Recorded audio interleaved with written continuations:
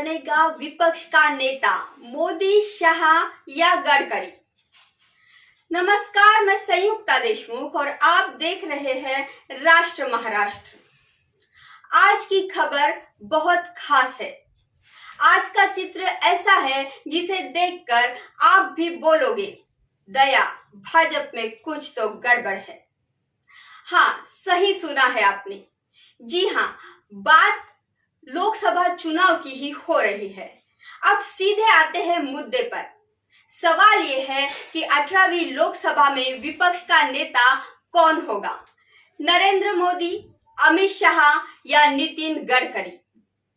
क्यों, धड़कनें बढ़ गई ना? लेकिन सच्चाई वैसी ही दिखाई दे रही है। 4 जून को लोकसभा चुनाव के नतीजे आएंगे तो आपके सामने पहला प्रश्न यही होगा कि लोकसभा में विपक्ष का नेता क्या नरेंद्र मोदी जी होंगे या अमित शाह जी होंगे या फिर आरएसएस के दबाव में नितिन गडकरी जी को किया जाएगा। अब इसे पूरा समझने के लिए आपको हमारा वीडियो पूरा देखना पड़ेगा, तो बने रहिए वीडियो के अंत तक हमारे साथ। दोस्तों, आज तीसरे चरण का मतदान हुआ है। 19 अप्रैल को 102 सीटों के लिए पहला चरण हुआ था। उसमें देखा गया कि एनडीए की पूरी तरह बैंड बजने वाली है। जिधर से भी जानकारी मिली वहीं से इंडिया गठबंधन आगे बढ़ते हुए दिखा। दूसरा चरण 26 अप्रैल को था। 89 सीटों पर मतदान हुआ था। दूसरे चरण में तो मोदी का नाम ही नहीं चला। मतदाता भाजपा से भागते हुए दिखे और आज तीसरा चरण हुआ है। 94 सीटों की लड़ाई है। 12 राज्यों में मतदान हुआ है और हर जगह से जो रिपोर्ट आ रहे हैं जो कि मोदी, भाजपा और एनडीए के लिए चिंता का विषय है। गुजरात में एक ही चरण में पूरे 26 संसदीय क्षेत्र में मतदान हुआ है, लेकिन यहाँ पर भी भाजपा को सेंध लगती हुई दिख रही है। महाराष्ट्र में 11 जगह पर मतदाताओं ने वोट डाले, लेकिन जोड़ तोड़ की घृणित राजनीति करने वाले भाजपा से महाराष्ट्र के लोगों ने पहले ही पल्ला झाड़ लिया है। देश में तीनों चरणों में 285 सीटों पर मतदान हुआ है। पूरे देश में 543 सीटें हैं। आधे से ज्यादा सीटों पर मतदान हो चुका है। अब मोदी जी के अनुसार अगर उनको 400 पार करना हो तो पहले 3 चरण में उनको कम से कम 250 सीटें जीतनी चाहिए। अब आप सभी तीनों चरण देख चुके हैं। पूरे देश से जो खबरें आई है उससे पता चलता है कि भाजपा और एनडीए डबल डिजिट को पार नहीं कर रही है। यानी कि चित्र स्पष्ट है। भाजपा का क्या होगा आगे, क्या होना है? विपक्ष में बैठकर 2029 में फिर से सत्ता में आने के लिए अभी से तैयारी करनी होगी। दोस्तों, आप पूछोगे कि भाजपा को ऐसे बुरे दिन क्यों देखने पड़ रहे हैं? इसके लिए जिम्मेदार तो इस पार्टी के नेता ही है। पिछले 10 सालों में क्या क्या नहीं हुआ उस पर भी नजर डालनी पड़ेगी। तब आपको भी लगेगा कि हाँ भाई, सच्चाई तो है। महिलाओं का अपमान, महंगाई, बेरोजगारी, रेल बेचो, तेल बेचो, भेल बेचो, जो कांग्रेस ने बनाया वो सब बेचो। किसको बेचो?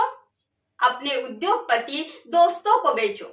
फिर कैसे बचते मतदाताओं के नजर से मोदी और भाजपाई।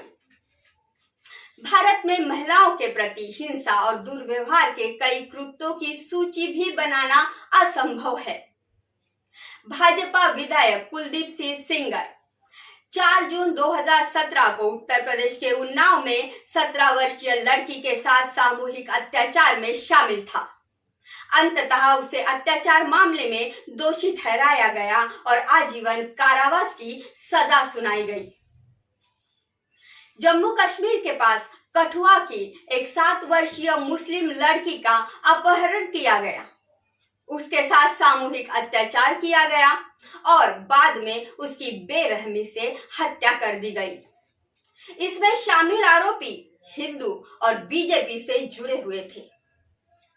इसी तरह हाथरस में 17 साल की दलित लड़की के साथ सामूहिक अत्याचार किया गया और ये सभी अत्याचारी उच्च जाति के थे। लड़की को दिल्ली के अस्पताल में भर्ती कराया गया, जहां 7 दिन बाद उसकी मौत हो गई। 2002 में गुजरात दंगों के दौरान कुछ दंगाई बिल्किस बानो के घर में घुस गए और उसके परिवार की अन्य महिलाओं के साथ अत्याचार किया और उनकी हत्या कर दी। और बिल्किस बानो के साथ भी सामूहिक अत्याचार किया गया और उसके सामने ही उसकी 4 साल की छोटी बेटी की हत्या कर दी गई। इस मामले में 11 आरोपियों को उम्र कैद की सजा सुनाई गई थी। मामले की सुनवाई बॉम्बे हाई कोर्ट में चल रही थी, लेकिन 15 साल बाद जब बीजेपी की सरकार आई तो सभी 11 लोगों ने सजा माफी के लिए कोर्ट का दरवाजा खटखटाया। गुजरात सरकार ने एक कमेटी बनाकर सभी आरोपी की सजा रद्द कर दी और 15 अगस्त 2023 को उन्हें रिहा कर दिया। अब सुप्रीम कोर्ट ने कहा कि गुजरात सरकार को सजा रद्द करने का कोई अधिकार नहीं है, क्योंकि मामला बॉम्बे हाई कोर्ट में लंबित था और बॉम्बे कोर्ट ने सजा भी सुनाई थी। और फिर से इन सब आरोपियों को जेल में डाल दिया गया। सितंबर 2020 में हाथरस में एक 19 वर्षीय दलित महिला को उठाया गया और उसके साथ सामूहिक अत्याचार किया गया। ये चारों लोग हाई प्रोफाइल थे। ताजा उदाहरण तो सभी जानते हैं कि विश्व में प्रसिद्ध महिला पहलवानों ने हमारे भारत का गौरव और सम्मान बढ़ाया है और स्वर्ण पदक भी जीते हैं। उनके साथ भारतीय कुश्ती संघ के पूर्व अध्यक्ष और भाजपा सांसद बृजभूषण सिंह ने यौन उत्पीड़न किया। उसके लिए महिलाओं ने जंतर मंतर पर आंदोलन किया, लेकिन दिल्ली पुलिस ने महिलाओं को घसीटा, उन्हें पीटा, मारा गया। इस चुनाव में बृजभूषण पर लगे आरोपों को चलते उनके बेटे को टिकट दिया गया। यानी बीजेपी ने फिर साबित कर दिया कि फिर सत्ता उन्हीं के घर में होगी। अगर ये उनके लोग हैं तो बीजेपी को कोई आपत्ति नहीं है। कर्नाटक में हाल ही में हुई घटना को देखकर दिमाग सुन्न हो जाता है। सैकड़ों महिलाओं के साथ अत्याचार करना और उनका वीडियो बनाना और फिर उन्हें दिखाकर ब्लैकमेल करना और उनके साथ बार बार अत्याचार करना, और ये किसी साधारण अपराधी का काम नहीं है, बल्कि भारत के 11वें प्रधानमंत्री एच.डी. देवेगौड़ा के पोते प्रज्वल द्वारा किया गया है। 2019 में वह जेडीएस के सांसद चुने गए थे। जेडीएस वही पार्टी है जिसने बीजेपी के साथ महागठबंधन किया है। ये सांसद साहब महिलाओं का यौन शोषण करते हुए उनके साथ वीडियो बनाने के लिए जाने जाते हैं। वह शख्स उस वीडियो को अपने कंप्यूटर में अपलोड करता है और ये बात उनके ड्राइवर को पता थी। अब वीडियो के जरिए वह कई राजनीतिक महिलाओं, सरकारी नौकरी करने वाली महिलाओं, महिला अधिकारियों को काम करवाने के नाम पर बुलाता था और उनके करीब जाकर उनके वीडियो बनाता था और फिर उन्हें वो वीडियो दिखाकर ब्लैकमेल करता था और दोबारा यौन उत्पीड़न करता था। क्या पंतप्रधान मोदी को इस विकृत की जानकारी नहीं थी?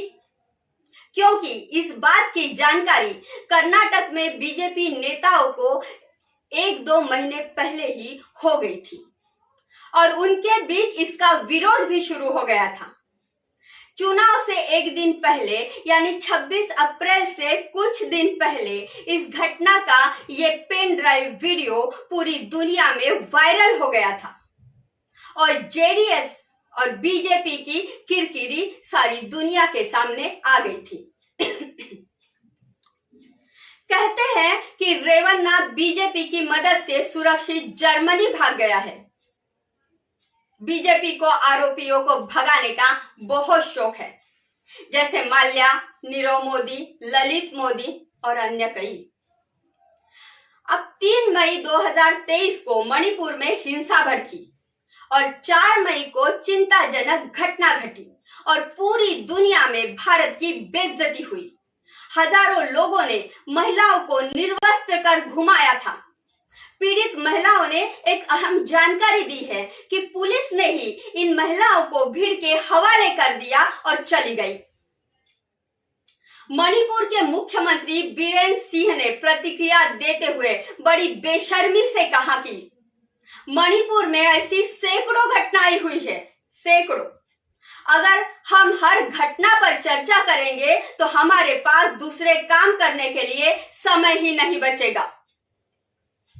लोग बीजेपी से नाराज है। देश में बेरोजगारी, गरीबी, अत्याचार बढ़ गया है।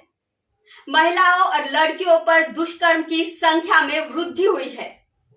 एक अवलोकन में साबित हुआ है कि भारत में 1 घंटे में 48 महिलाओं के साथ दुष्कर्म होता है। पिछले कुछ वर्षों में अमीरों की संपत्ति 16 गुना बढ़ गई है। गरीबों में केवल 1.4% की वृद्धि हुई है। इस भिन्नता के कारण उत्पीड़न, हिंसा, भेदभाव तो होगा ही। देश के 1% अमीरों के पास 40.6% संपत्ति है। बढ़ती बेरोजगारी के कारण अपराध बढ़ रहे हैं। मोदी सरकार इस पर कब ध्यान देगी? इन सभी घटनाओं के कारण पूरे देश में मोदी विरोधी लहर फैल गई है। चाहे वह भारत में मणिपुर की घटना हो या प्रज्वल रेवन्ना का वीडियो मामला, इसकी चर्चा देश के बाहर हो रही है। अब सवाल यह है कि क्या प्रधानमंत्री मोदी को इसका मलाल है या नहीं? क्योंकि सभी भाजपाइयों को इस बात का एहसास हो गया है कि आज के तीसरे चरण में भारतीय जनता पार्टी और उनके महागठबंधन को कम वोट मिलेंगे, इसलिए वो काफी घबराए हुए हैं। वह किसी भी तरह से विपक्षी दलों पर लगे झूठे आरोपों को साबित करने की कोशिश कर रहे हैं। मोदी ने खुद सोनिया गांधी को कांग्रेस की विधवा कहा था। एक सभा में ममता बनर्जी को सड़क छाप भाषा में दीदी ओ दीदी कहा था।